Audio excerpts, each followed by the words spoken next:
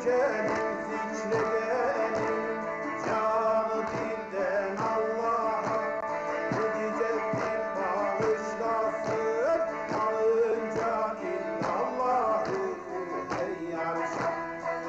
La ilahe illallah, illallah, şah illallah. La ilahe illallah, illallah, şah illallah. Sen alimsin güzel şah, şahım eyvallah, eyvallah.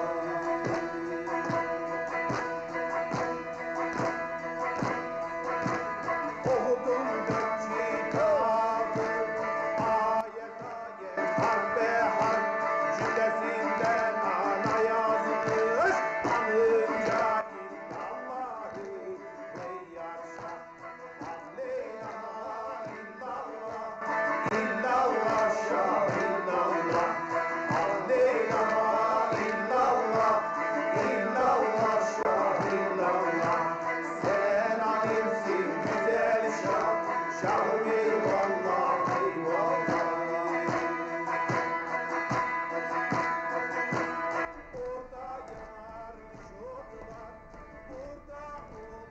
Amca, Derviş Sultan geldi mi? Geldi kızım. Nerede? İçeride.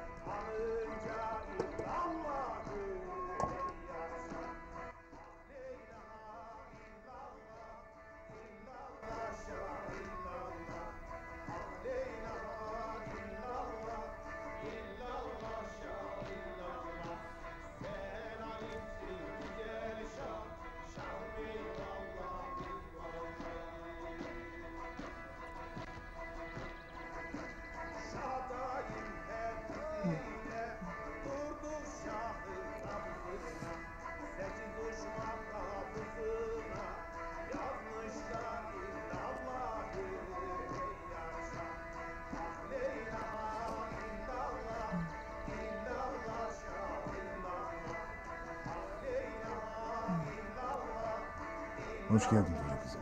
Hoş bulduk dedi. Sağ ol kızım.